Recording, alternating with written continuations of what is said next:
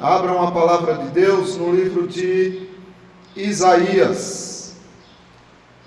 Livro de Isaías, capítulo 4. O nosso texto será o versículo 4.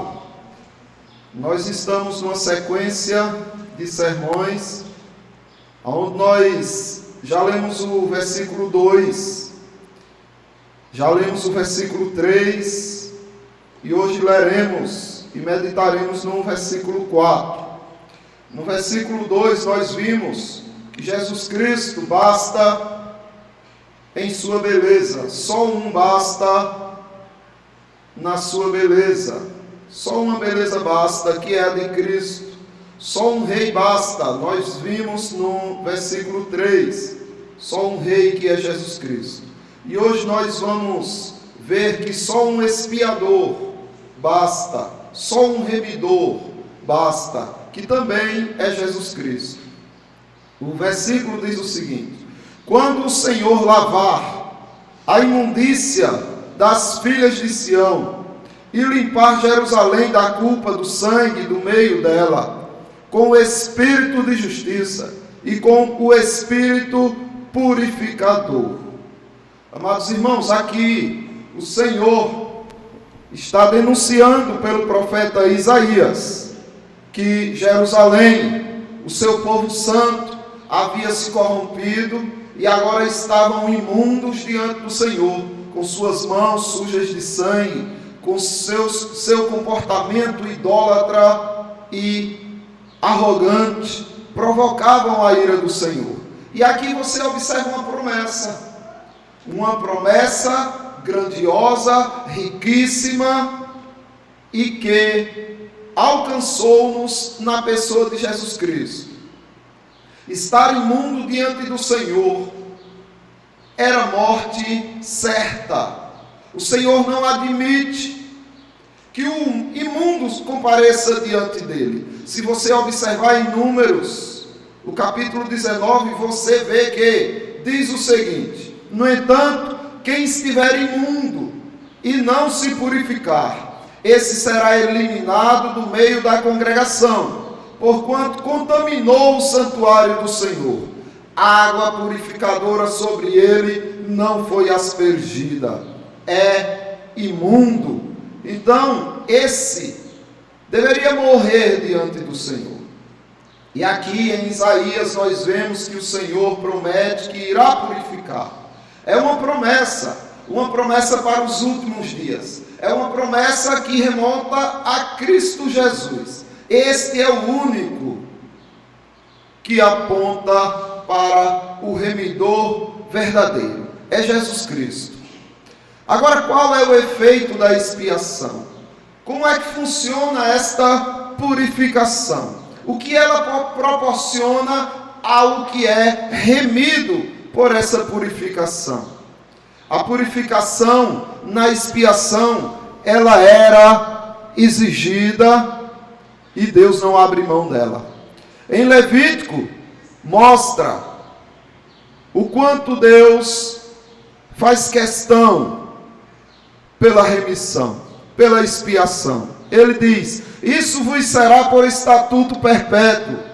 No 7º mês, aos 10 dias do mês, afligireis a vossa alma e nenhuma obra fareis, nem o natural, nem o estrangeiro que peregrina entre vós, porque aquele dia se fará expiação por vós, para purificar-vos, e sereis purificados de todos os vossos pecados perante o Senhor. Então, a expiação exigia derramamento de sangue, exigia a morte de alguém que estaria ali substituindo o imundo, e o sangue aspergido sobre o povo o purificaria. No entanto, uma vez por ano isso deveria ser repetido. E aí Deus dá um basta nessa expiação limitada. Quando ele promete em Isaías que purificaria o povo, ele está falando dessa situação, deste momento que o escritor aos Hebreus fala no capítulo 10. Ora, visto que a lei tem sombra dos bens vindouros, não a imagem real das coisas, nunca, jamais, pode tornar perfeitos os ofertantes, como com os mesmos sacrifícios que, ano após ano, perpetuamente eles oferecem. Doutra sorte, não teria cessado de ser oferecidos, porquanto os que prestam culto, tendo sido purificados uma vez por todas, não mais teriam consciências de pecado? Entretanto, nesses sacrifícios faz-se recordação de pecados todos os anos, porque é impossível que o sangue de touros e de bodes remova pecados. Por isso, ao entrar no mundo, diz: sacrifícios e ofertas não quisestes, antes corpo me formastes. Não te deleitastes com holocaustos e ofertas pelo pecado. E aí depois ele diz: nessa vontade é que temos sido santificados, mediante a oferta do corpo de Jesus Cristo, uma vez por todas. Então o que Isaías está falando é dessa purificação, é dessa remissão, é desta expiação que tornará o povo eternamente santo. A morte do Santo de Deus como purificação dos pecados. E agora a purificação pela fé em Jesus Cristo torna eterno aquele diante de Deus em santidade. No livro de Atos, capítulo 15, você vê que diz o seguinte: ora, Deus, que conhece os corações, lhes deu testemunho, concedendo o Espírito Santo a eles, como também a nós nos concederam. E não estabeleceu distinção alguma entre nós e eles, purificando-lhes pela fé o coração. Aqui você vê os apóstolos reconhecendo que a purificação, a expiação de Cristo, ela foi tão ampla, tão perfeita, tão superior à de bodes e carneiros, que só precisou uma vez por todas. E também que esta purificação alcançou os gentios pela fé em Jesus Cristo. Mas, como eu perguntei e repito, o que é que acontece com aqueles a quem Deus purifica? O que Isaías está querendo dizer quando aponta para esta promessa de uma remissão e de uma purificação tão gloriosa? Qual é o processo e o resultado da purificação de Deus? Será que você foi redimido? Será que você é alguém que foi purificado? Para que você entenda o processo da purificação, o processo da remissão, esse processo glorioso da expiação, você precisa ir a Ezequiel. Ezequiel faz uma descrição incrível a respeito dessa mesma promessa. A promessa que você ouviu em Isaías, você ouvirá agora em Ezequiel. E na sequência você vai perceber, passo a passo, o que é que essa santificação, essa purificação, essa remissão traz sobre aquele a quem ela alcança. Ezequiel capítulo 36, do 23 por diante, você vê Deus dizendo assim: vindicarei a santidade do meu grande nome. Então Deus está dizendo que vai vingar, que vai trazer à tona e vai zelar pela santidade do seu grande nome, que foi profanado entre as nações, o qual profanastes no meio delas. As nações saberão que eu sou o Senhor, diz o Senhor Deus, quando eu vindicar a minha santidade perante elas. Aí ele diz: tomar-vos-ei de entre as nações, e vos congregarei de todos os países, e vos farei e vos trarei para a vossa terra. Observe o que Deus está dizendo aqui, que essa purificação, essa remissão, ela tira e ajunta. Ela tira você do paganismo, da incredulidade, da idolatria, do mundo, e junta você ao povo dele. Se você percebe que foi arrancado das trevas, foi arrancado do mundo, e agora vive unido com o povo que Deus escolheu, então descanse seu coração nisto. O Senhor te alcançou e a promessa de Isaías repousa sobre você. Ele tira e ajunta. Mas ele tira de onde? Porque Deus ali em Isaías está falando de Sião, de Jerusalém. Ele tira do mundo, das nações, para reunir, ajuntar em Jerusalém, em Sião. Sim, mas não a Sião física, não a Jerusalém física, não aquela que pode ser constatada geograficamente, mas aquela que é espiritual. Ele tira você do mundo e traz você para o seu reino. É isso que o apóstolo Paulo confirma quando ele fala aos Colossenses, no capítulo 1.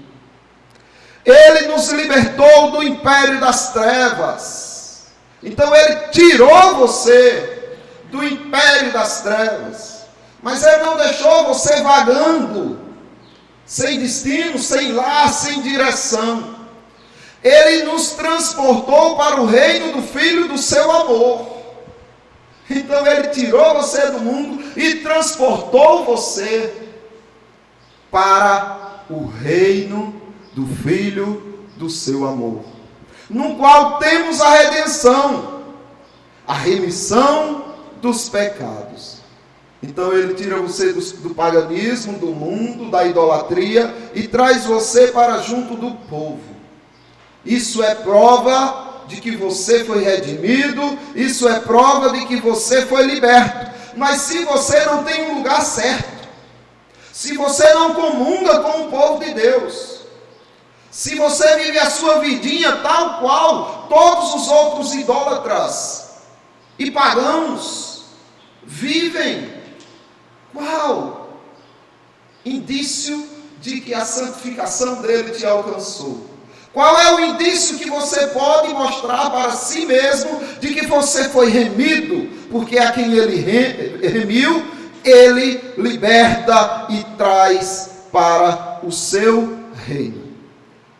Tira você de sua vidinha inútil e ajunta você no meio do povo de Deus.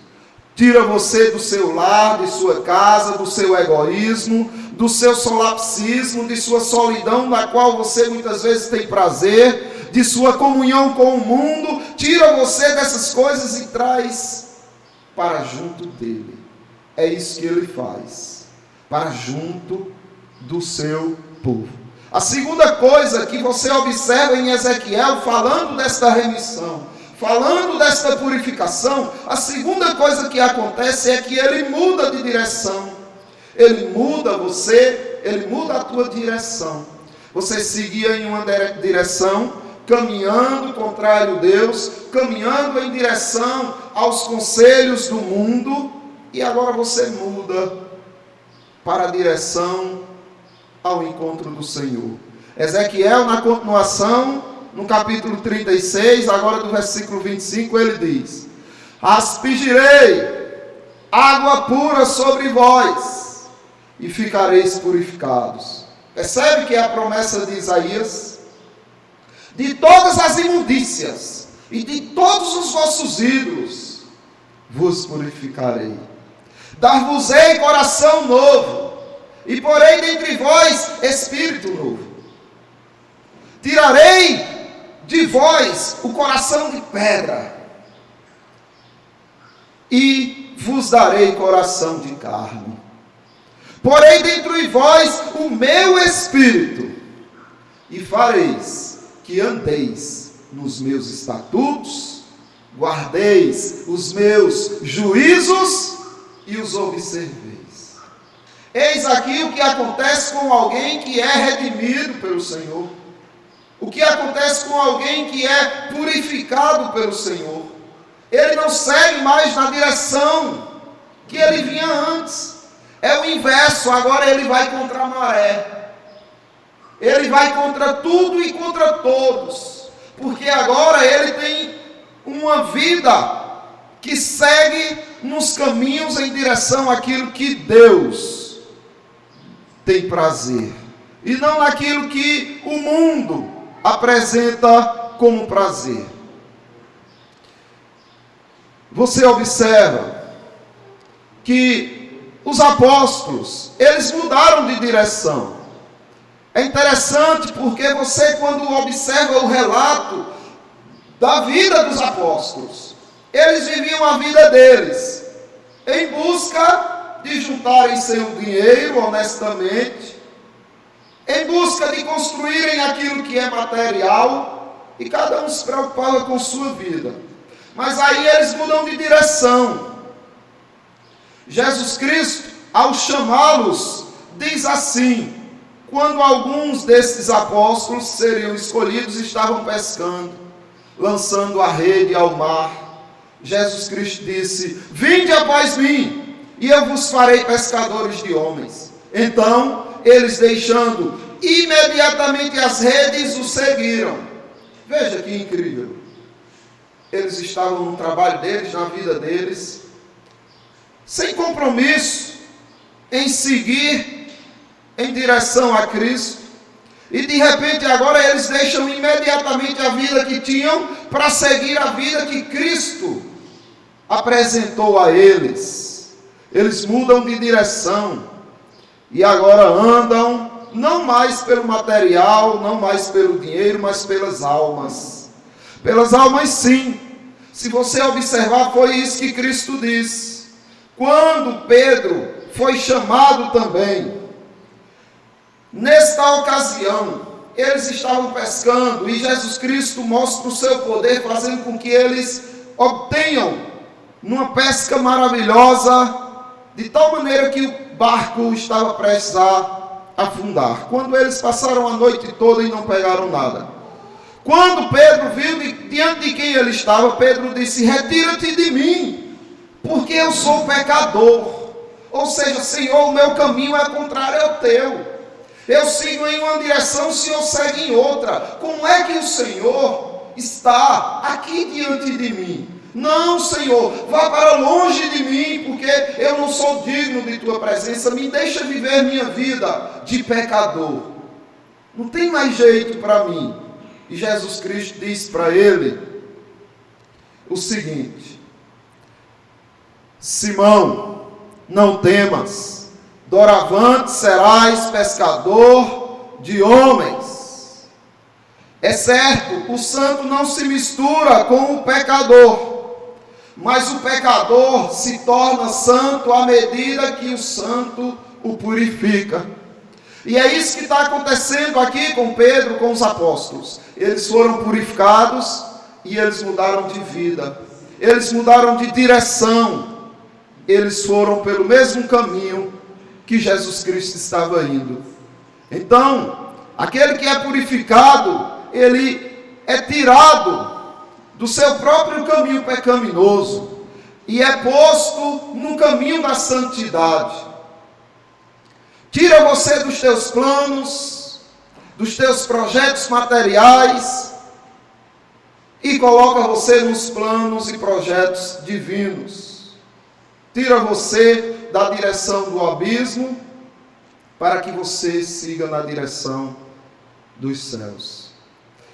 Outra coisa, a terceira coisa que a purificação faz na vida de uma pessoa é que ela não deixa faltar o alimento. Mas eu não falo de um alimento material, do qual você come e mesmo assim depois passa fome. Do qual você come e mesmo assim pode morrer. Inclusive até pela ingestão desse mesmo alimento. É de um alimento espiritual. Ezequiel continua agora do versículo 28 ao 30, ele diz: habitareis na terra que eu dei a vossos pais, vós sereis o meu povo, e eu serei o vosso Deus. Livrar-vos-eis de todas as vossas imundícias, farei vir o trigo e o multiplicarei. Não trarei fome sobre vós. Multiplicarei o fruto das árvores e a novidade do campo, para que jamais recebais o opróbrio da fome entre as nações. Aqui é a promessa da purificação. É aquele que sacia, é aquele que alimenta, é aquele que satisfaz. Quando você é purificado, você se sente satisfeito. Você vive contente, porque nada mais faz falta para você. Afinal, você tem o pão vivo. Afinal, você tem se alimentado da água viva. Não te deixa faltar Ele como alimento. É o que Jesus Cristo está dizendo quando veio cumprir esta promessa. No Evangelho segundo João, capítulo 6. Declarou-lhes, pois, Jesus: eu sou o pão da vida. O que vem a mim jamais terá fome. E o que crê em mim jamais terá sede. No capítulo 4, versículo 14, ele diz: aquele, porém, que beber da água que eu lhe der, nunca mais terá sede. Pelo contrário, a água que eu lhe der será nele uma fonte a jorrar para a vida eterna. Então você vai viver sempre satisfeito. Se você não é uma pessoa satisfeita, se você não vive contente, se você vive como se faltasse ainda algo para completar a tua felicidade, é porque esta promessa ainda não te alcançou. É porque talvez você ainda não tenha sido purificado. Ou se foi, não está sabendo desfrutar dessa santificação. Então ele tira você da mesa dos escarnecedores. Tira de você os alimentos impuros, imundos, e coloca você na mesa da santidade de Cristo. Você não se alegra mais com as lentilhas de Esaú, mas se regozija com o pão do céu. Ele tira você da mesa do maligno. A quarta coisa que acontece com aquele que é purificado, diz Ezequiel agora no versículo 31, então vos lembrareis dos vossos maus caminhos e dos vossos feitos que não foram bons. Tereis nojo de vós mesmos, por causa das vossas iniquidades e das vossas abominações. Sabe o que é isso? É você mudar por dentro. É o teu interior ser mudado. Então aquele que é santificado, ele muda por dentro também. Os efeitos são aparentes porque transbordam para as atitudes, para o comportamento.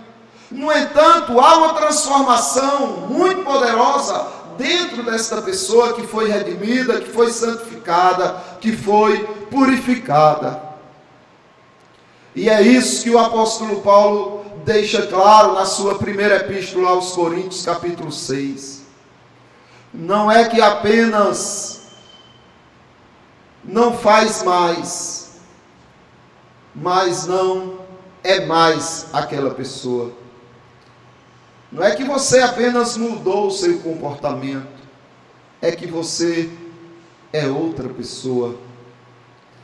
Ou não sabeis que os injustos não herdarão o reino de Deus? Não vos enganeis, nem impuros, nem idólatras, nem adúlteros, nem efeminados, nem sodomitas, nem ladrões, nem avarentos, nem bêbados, nem maldizentes, nem roubadores herdarão o reino de Deus.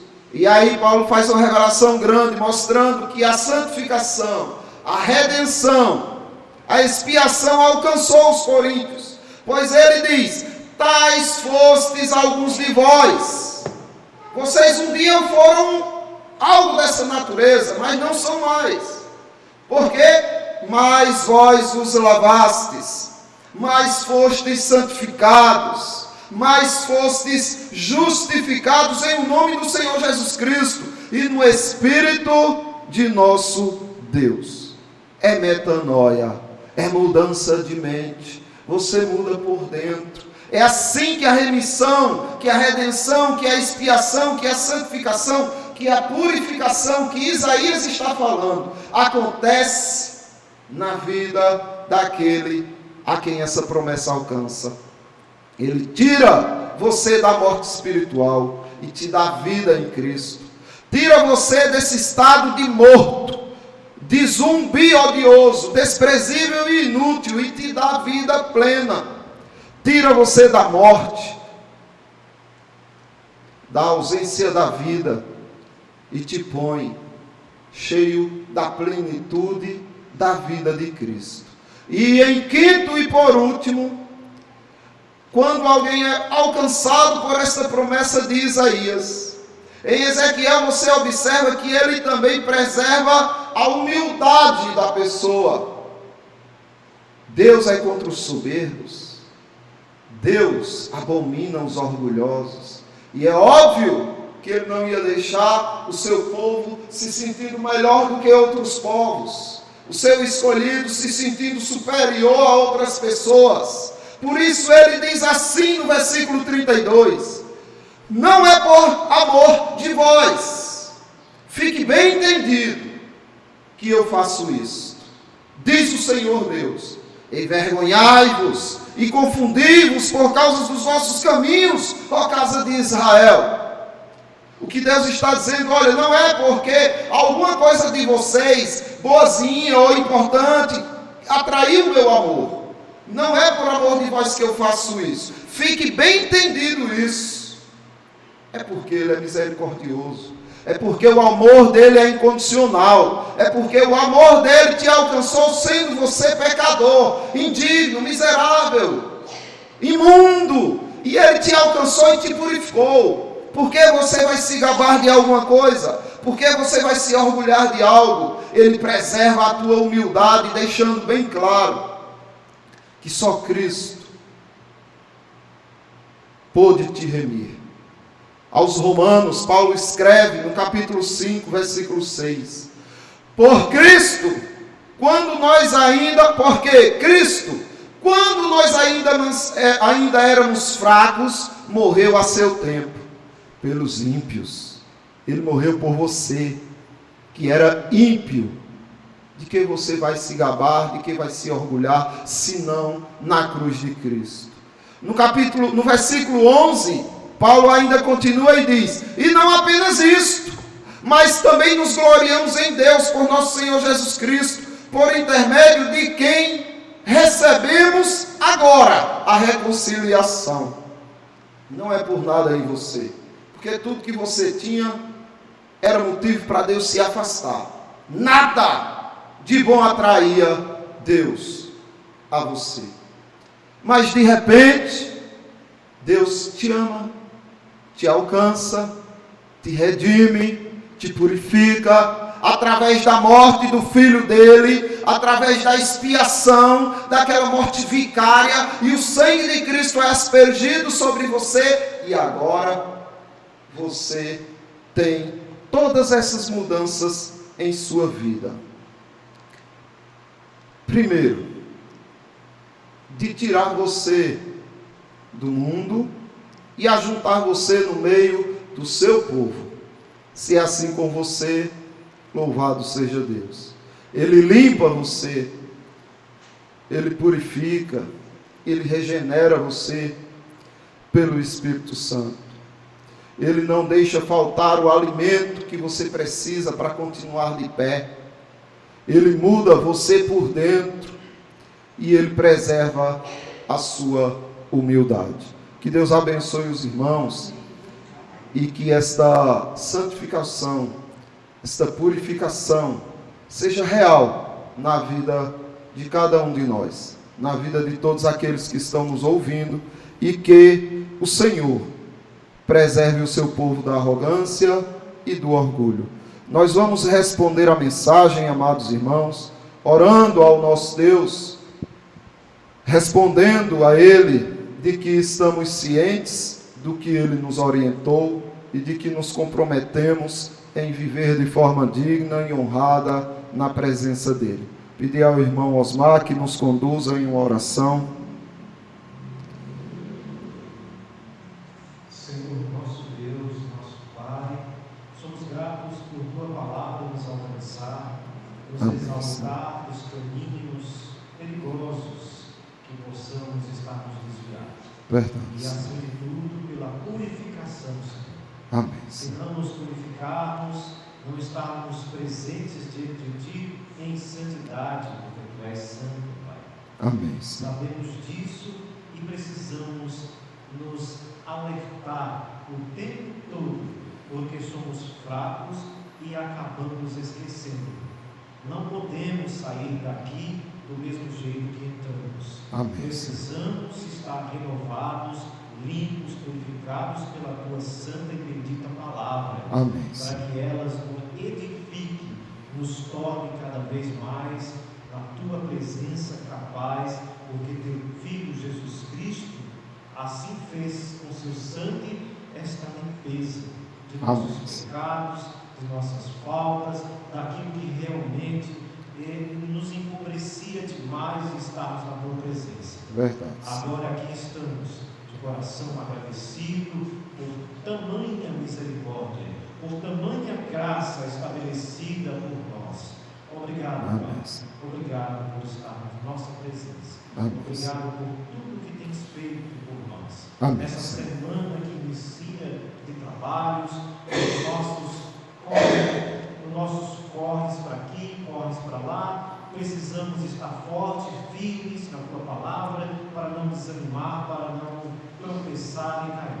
Amém. Se assim nós oramos, pedimos, nos dando saúde, nos dando o sustento, nos provendo dos males, dos perigos, nos levando para casa com segurança e nos estabelecendo uma semana tranquila. Pai, pedimos tantas coisas, mas acima de tudo somos gratos pela Tua palavra. Amém. Obrigado em nome de Jesus Cristo. Amém. Quando o Senhor lavar a imundícia das filhas de Sião e limpar Jerusalém da culpa do sangue do meio dela, com o espírito de justiça e com o espírito purificador. Recebamos a bênção.